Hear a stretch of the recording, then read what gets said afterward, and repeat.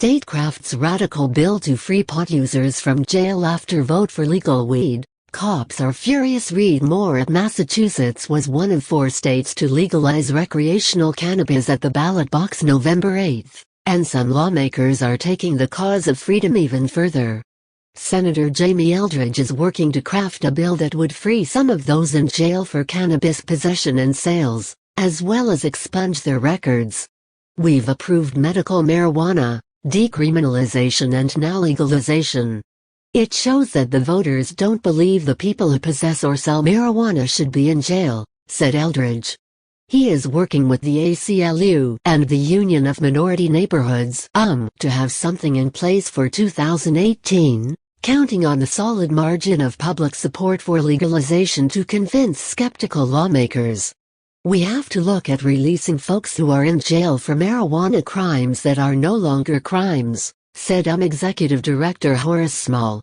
It's only fair now that the prohibition is over to retroactively erase these records. Sometime in the next month or 2 we'll have a piece of legislation. Knowing there will be plenty of backlash from prohibitionists, Small says any prisoner releases would be on a case-by-case basis and will not include anyone with multiple drug offenses or linked to violence. This doesn't apply to someone working for a cartel or something, said Small. We need to look at what's realistic and what's over the top. There are a lot of conversations that we need to have. Naturally, law enforcement is lashing out at the proposal, suggesting the interpretations of courts under old, now negated laws should keep non-violent pot users locked in cages. It's counterproductive and it undermines the judicial system, said Bristol County Sheriff Thomas Hodgson. These lawmakers weren't there for the facts of the case. Having lost the authority to continue the war on pot, Hodgson is counting on federal government to impose its will under the new Trump administration. I'm not sure this marijuana law won't be repealed at some point, said Hodgson. Just because the marijuana law passed, it's still a violation of federal law. If Senator Jeff Sessions, a rabid prohibitionist, gets to carry out his vision of justice as U.S. Attorney General, Hodgson may well get his wish.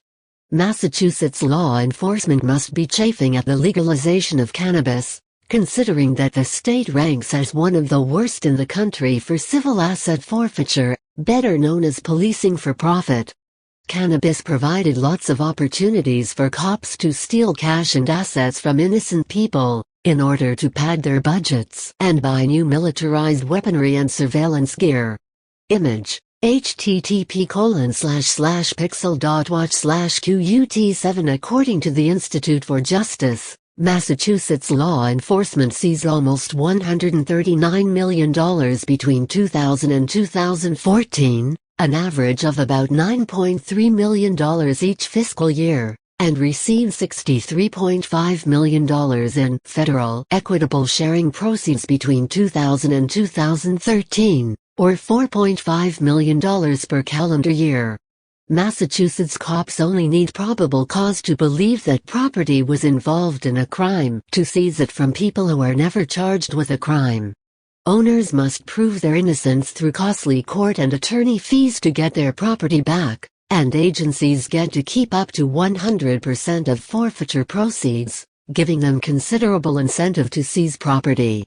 Massachusetts cops have been raking in the dough through the war on drugs, so it will be interesting to see how cannabis legalization affects their profits.